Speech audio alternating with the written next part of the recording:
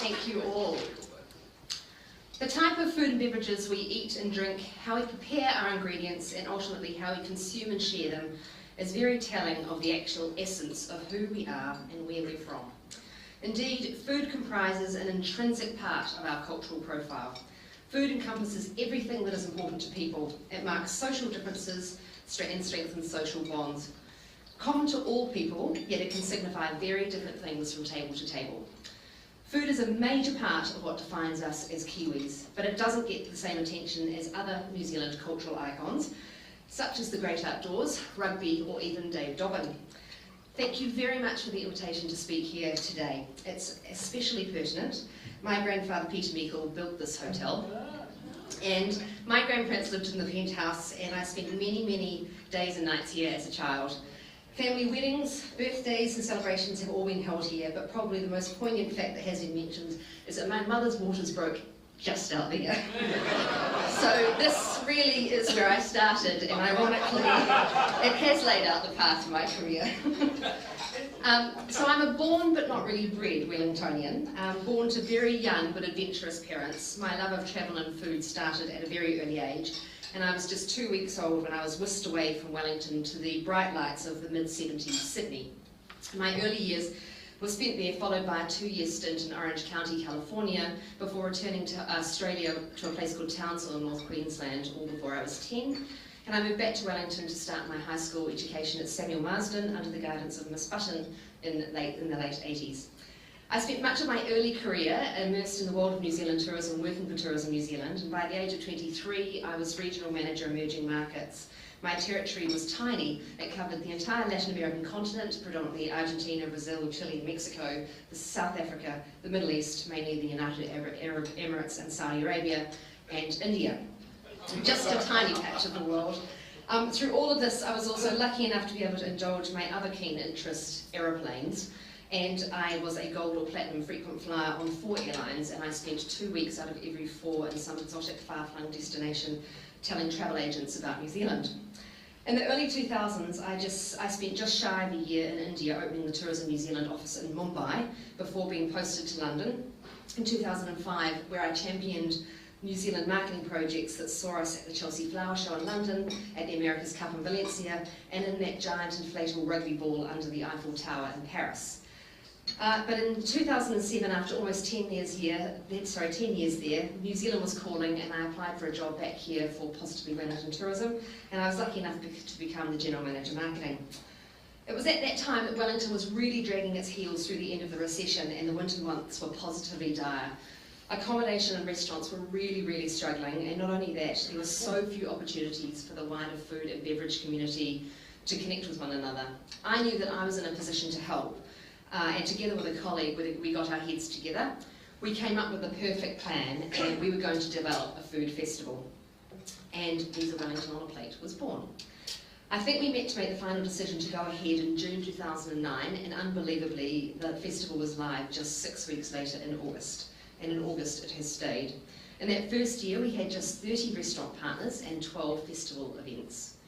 It was a hard slog, but we knew that we were onto a great idea. Other great food cities around the world were doing it, and we wanted Wellington to be part of that story. It was in that first year that we made, in hindsight, the very wise move of pulling together a great group of influencers from the wider Wellington foodie community, our food advisory group. This was a festival for the industry, by the industry, and this team of people was instrumental in helping us drive success in that first year. We had all the big players involved in the festival, and they truly embraced it. And at the end of the festival in 2009, it had become apparent that we had simply built a monster. Fast forward to 2016, and we are just putting this year's program to bed, which we will launch in June. Please Wellington On A Plate is now New Zealand's largest culinary festival, encompassing the entire Wellington region, from Wellington City to Masterton, across to Otaki, and everywhere in between. Last year, 57,000 menus were served, and over 75,000 burgers were flipped during 17 days last August. This year's program will be the biggest yet, and around 140 festival events will take place, a far cry from the 12 of the first year.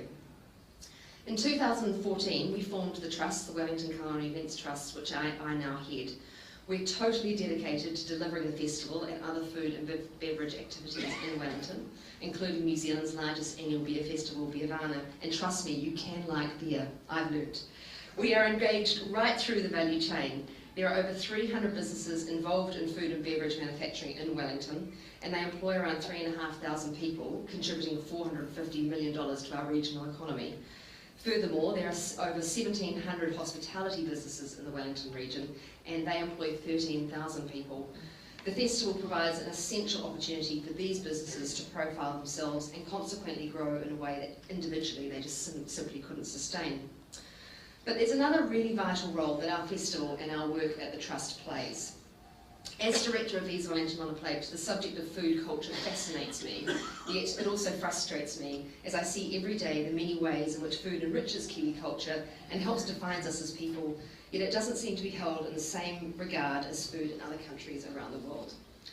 I believe that food should be one of our greatest cultural markers as a nation, just as it is for countries that are known for their cuisine, like France, Italy, Thailand, Japan, you name it. In New Zealand, food is intimately woven into our cultural identity, an integral part of what defines us as uniquely Kiwi. Every single culture and religion, including our own, uses food to define and mark celebrations and life moments. The celebrating nature of food is universal. Every season, every harvest, and every holiday has its own food. Just think of our Christmas summer barbecues, or our Easter family lunches, our birthday dinners, and our wedding breakfasts. All these occasions have one thing in common: they bond people together over food. And this has been the same throughout history in all cultures. The greatest sign of friendship and connection is to share a meal. Economically, food production is the backbone of our economy, accounting for $3 billion worth of exports. And in fact, according to a recent MB report, top 100 New Zealand food and beverage firms collectively generated $51 billion worth of revenue in 2014. It does also play a part in tourism. Food and beverage creates a lasting connection to a destination, and often is the only tangible thing that can continue to be enjoyed long after returning from your holiday. Food experiences are a connector. They're a community builder. They're a creator of shared experiences and memories. Food and hospitality are not just about sustenance. For many, it's actually about entertainment and learning. It's about manaakitanga. Our hospitality is core to our culture and who we are. So why isn't our food celebrated more? Well, we only need to consider our history and our colonial past. When the first European settlers arrived, rather than being influenced by indigenous cuisine, they looked towards the motherland for culinary inspiration. So the Sunday roast, meat pies and battered fish and chips became pillars of what we define as iconic Kiwi cuisine. And whilst modern British cuisine is now up there with the best in the world, I think it's fair to say that the traditional British cuisine that influenced our culinary culture isn't exactly known for its creativity or exciting flavours.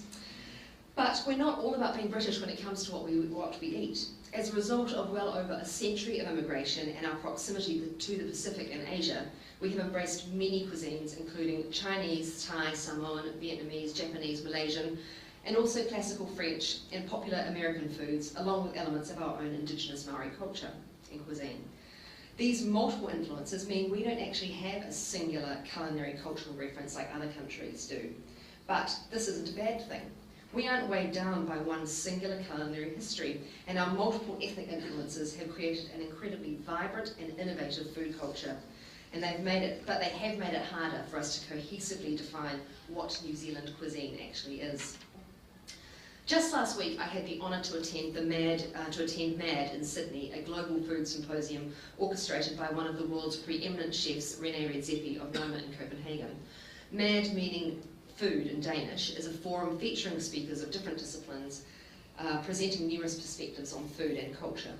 I was fortunate to have the opportunity to actually ask a question to the panel, and I asked, how do we or they define Australian or New Zealand food culture? And you know what? It completely stumped them. My question asked to a panel of some of the world's greatest cooking talents, including the likes of David Chang from the US and Massimo Bottura from Italy, and no one could answer my question. But we do have a food story. New Zealand is the youngest country on earth. Our relatively very recent history does mean that our food culture is still evolving. New Zealand needs to embrace our ancient knowledge though, as the new normal. I believe that our challenge here is for New Zealanders to understand and to embrace what it is that is our food culture. Our food culture is not pavlova, pineapple lumps or jaffas. No, our food culture runs deeper than that. It's about our terroir, and it's not just about land that grows great grapes. It's about embracing our tūranga waiwai, our place in the world, about having confidence in ourselves, in New Zealand, and what we produce. Above all, it's our connection to and understanding of our land. Kai te akitanga, that distinctly Maori way of looking at land not as owners but as guardians, not as separate from the land but part of it. We understand and respect our land and therefore respect and nurture what comes from it. It's partly because of that connection to our land, sea, lakes and rivers that our produce is world class. Our incredible kaimoana such as mussels, paua, kina, crayfish, scampi and whitebait, our grass-fed beef, the best lamb in the world and farmed and wild venison, and of course our superb dairy, apples, hops and grapes. And when you have these kind of quality ingredients, we've learned not to mess around with them. Our food style doesn't masquerade one thing as another. It respects the core ingredients, elevating them to another level. Our Indigenous culinary traditions also play a major part in what defines our distinct culinary culture, and arguably should do so more. Maori methods of cooking like hangi and the use of Indigenous ingredients such as horopito, kawaka and manuka are all unique to us. But why are these herbs not readily available as the meiji, cumin, cinnamon or oregano in your local supermarket? Our respect and understanding of where they've come from and who's grown them, our cultural references of New Zealand, Europe and Asia, and throw in some very clever and risk-taking chefs, and that's when the different elements of our food story come together. Contemporary Kiwi cuisine is about embracing the new without rejecting the old, and it fuses multiple ethnic influences to create new flavour combinations. Food writer Lorraine Jacobs offered some interesting food for thought, excuse the pun, last year in a presentation exploring this very topic and challenges for us to embrace to help New Zealand better tell our food story. Our media need to share local food stories more about producers and chefs rather than just never-ending recipe features. We actually know how to cook. We need to start promoting food and beverage experiences as part of our marketing to attract visitors. We need better restaurant critics, true food pundits who can educate about food, chefs and eateries as part of their reportage. Our supermarkets and grocery stores need to do a better job about educating people about the local Indigenous products that they stock. And we need to use our unique ingredients more to help us move more towards a more distinctly New Zealand food culture. Just look at what Rene Redzepi from Noma has done for Nordic cuisine in the last decade. Before he started using little-known Indigenous ingredients and turning them into something magical, most people thought Nordic cuisine was all pickled herring and meatballs. Certainly nothing special. Now it's the hottest cuisine on the planet, and his restaurant Noma has been ranked the world's best several times. And our chefs need to create cutting-edge food using our distinctly New Zealand ingredients that have the potential to attract worldwide attention, like Redzepi has done for Denmark, Ferran Adria did for Spain with a bouillie, and even Heston has done for British food. We're on our way, but we're not quite there yet. We have a strong vision for Visa Wellington On A Plate. We want to feed people's appetite for life by bringing them together to share different, inspiring and provocative culinary experiences. We're focused on pushing gastronomic boundaries and for Visa Wellington On A Plate to be recognised as the most original and innovative culinary festival in Australasia. A festival that attracts people from all over New Zealand, Australia and beyond to the cultural, creative and culinary capital to be inspired, uplifted and above all, fed.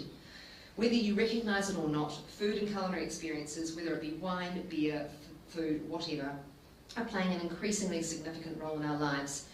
We want food to be accessible. We don't want it to be exclusive. Food is a connector. It is a community builder. Food creates shared experiences and memories. Food is core to our culture and who we are. So today I finish with a challenge to you all. Be proud of New Zealand's food and beverages.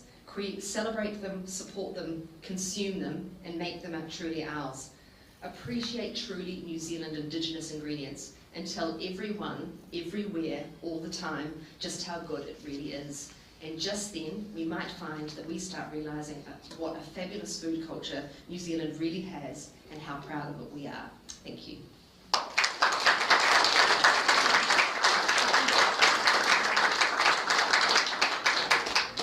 Sarah's got time for some questions, so anyone like to ask Sarah a question?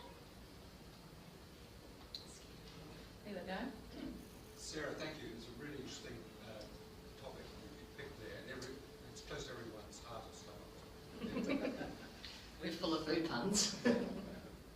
What, I know you're still putting the program together Yep. this year, but is the one thing that you can see coming up that you're saying you've got to go and try it because it's way out there, blow your mind? Yeah, there's a couple of things. There are certainly some amazing events this year. I think probably the things to look for, without giving you the specifics because I'll be killed, is we do have some international chefs coming in this year, so that would be good, doing some collaborations. There are more pop-ups this year than there have been ever before, so where we've got really interesting things happening. And I look out for those, and they don't need tickets, so you definitely can get along to those. And there's one or two really challenging events which probably I would put at the very end of the innovation spectrum that will really test some people in terms of the types of food being served. But again, there's probably quite small numbers of tickets. But yeah, I think there is something for everybody in this year's program. I think one of the things that we've really noticed in the last few years is we are becoming a lot more innovative, and the events have become a lot more challenging, not necessarily hard challenging, but I think more thought-provoking as well. So I think you know, we've set a vision for ourselves that we want to be seen as being the most innovative, and I think we're starting to finally sort of get on that road. And yeah, I think from my point of view, I've been involved in the festival since it started, and I say every year it's the best program, but I can hand on heart say this year is the best program. It's going to be very good. Tell them the date. 12 to 28 August. Yeah, Richard. Can I ask an economics question? Yeah. About the economics of food and restaurants? The number of restaurants coming and going is an indication of a fragile sector. Yeah. Traditionally, it's been seen as a low-paid line of work. Is that changing? Is there a well-paid career option emerging? Yeah, I think probably you're right. So I think to answer the first part of your question, restaurants do come and go. I think Wellington's probably fortunate that of all the cities in New Zealand, we tend to have one of the most stable restaurant communities. So, you know, the old favourites are our old favourites. They've been here for a long time. So we've, you know, Bullcott Bistro, Logan Brown, those sorts of places, they've been here for a long time, which is great. In terms of the pay and I suppose that career, historically it was a student job and people didn't go into it. Unless you just wanted to earn some quick money on the side. We have seen in the last few years the sort of evolution of family businesses developing. So, I mean, I grew up in a family business and we were involved for a very long time, and some of the people we worked with. But the likes of the Breslin brothers, who went through their dad's business at the casino and now have a number of their own businesses, Scorpa, Breslin, and until recently G. Carvel, and Tommy Millions. So we are starting to see the evolution of that, and I think some people have finally realised hospitality can actually be a career, and for some people hospitality is a calling. They want to serve people, but there is still a long way to go before we convince, you know, that there will be lots and lots of family-owned businesses, because I still think people still see it as an easy job when you're a student. So I think I suppose it's about creating a balance, but what we do tend to find is family-run businesses are the ones that stick around. So if you go back to the Bullcott Bistros and the Logan Browns, they've been owned by the same people since they started, and their families have gone through them. So. One more question. Dennis, cousin Dennis. Yes. Sarah, have you got any idea of sort of visitor numbers that you attract into Wellington over that period? It's very hard to measure, and every event will tell you that. We do an economic analysis of it each year, and we know that total participation in the festival is around about 90,000 people across the board, and of that, about 25% come from outside Wellington. But it's a little bit tenuous the way that we measure it, because obviously there's a margin of error in there, but you do the math, so it's around about 25,000 people come from outside Wellington City, but of course that could be people who come down for the day from Palmerston North. or Possibly Banana. wow. You've got to define Yeah. the region, so Yeah. that 25,000 should be from within the region as well. Yeah. Nothing wrong with Upper Hutt. Kerry would actually understand it's equally hard for the festival to measure. It's a horrible thing to measure, because we can't survey every diner. So we can count how many meals have been served, but we can't sit down next and go, oh, by the way, where are you from? And we don't know how many, it's like this with all events, how many came specifically, so it's brand new money in the region, and others that would just happen to be here. But look, we've run out of time. So Sarah, thank you very much, and Helen, can you Thank you, Sarah. That was fascinating. It's very hard to get rid of the image of your mother's waters breaking just out there.